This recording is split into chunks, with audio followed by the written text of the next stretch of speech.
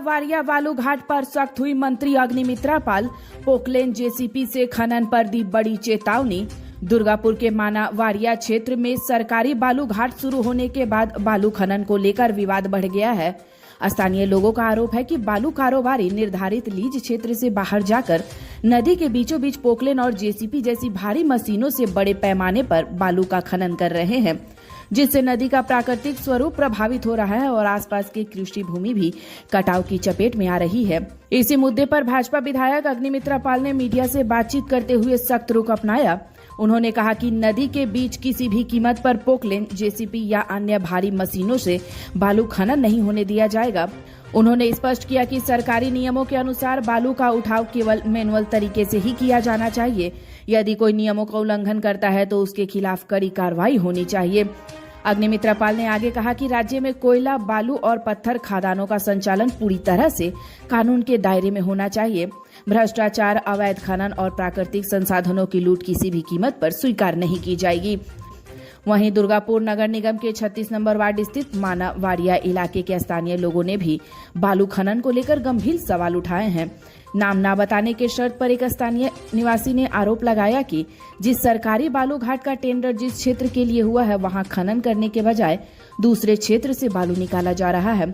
उनका दावा है कि यदि पूरे मामले की निष्पक्ष जांच की जाए तो कई अहम तथ्य सामने आ सकते हैं। स्थानीय लोगों ने यह भी आरोप लगाया कि तृणमूल कांग्रेस के शासनकाल में इस इलाके से बालू की खुलेआम लूट हुई है और नियमों की लगातार अनदेखी की गई। उनका कहना है कि भारी मशीनों के इस्तेमाल से नदी किनारे की जमीन का कटाव तेज हो गया है, जिससे किसानों और स्थानीय लोगों की चिंताएं बढ़ गई है।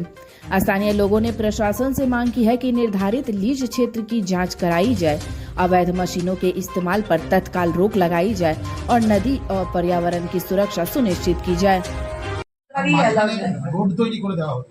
না না সেটা তো সম্ভবই নয়। আপনারা আমাকে কমপ্লেন পাঠান, আমরা ইমিডিয়েটলি বন্ধ করে দেবো। কোন নদীর মাঝখানে আপনি ওই পপলেন না কি বলে একটা, হ্যাঁ পকলেন, হ্যাঁ ওটা দিয়ে ওরকম আর জেসিপি দিয়ে আপনি বালি তুলতে পারেন না। That is completely banned and illegal. না ওতে আমাদের খবর দিন, আমরা ডিএম সাহেবকে জানিয়ে দেবো। রাস্তাতে উঠছে কি করে, সেখানে একটা পুলিশেরও একটা সেটা দেখতে হবে, সেটা দেখতে হবে যে না আমি আপনাকে কি বললাম, লিগাল বালি তো চলবে, যার লিগাল পারমিশন আছে সে বালি তো চলবে। তো that is a different thing.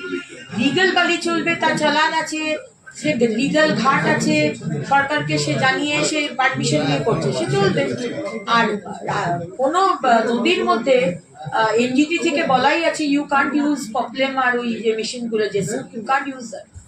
নদীকে নষ্ট করা 15 বছর, তার আগে 34 বছর অনেক নদী নষ্ট হয়েছে। এখন আর মাননীয় মুখ্যমন্ত্রীর নির্দেশে কোনো নদী ট্রাকের জন্য রাস্তা তৈরি করা যায় কিনা সেটা আমি বলতে পারবো না, কিন্তু নদীর মাঝখান থেকে আপনি এক্সকাভেট করে বালি তুলছেন মেশিন দিয়ে, সেটা অ্যালাউড নয়।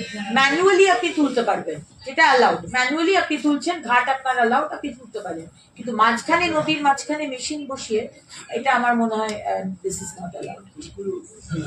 হবে কারণ বালি তো লাগবেই বিল্ডিং মেটেরিয়ালের জন্য, কিন্তু যা হবে বালি হবে, কয়লা হবে, পাথর হবে, যা হবে সেটা লিগাল হবে এবং সেটা ডিএম সাহেব বলে দেবেন, আমাদের বিধায়করা রয়েছে, সেটা লিগাল ভাবে ঘাট চলবে। বালি ছাড়া আপনি কি করে চলবে? আজকে গাড়ি বানানো বলুন, ইন্ডাস্ট্রি বলুন, সবকিছুতে লাগবে, কিন্তু সেটা লিগাল হবে এবং সেটা পুরোটা যাতে গভর্নমেন্টের ট্রেজারিতে টাকাটা আসে সেটা দেখে নেওয়া। দুর্গাপুরে কি এই মাঝখানে বাড়িঘাটের পারমিশন দেওয়া আছে? কোথায়? দুর্গাপুরে ওয়ারিয়া মানা সংলগ্ন।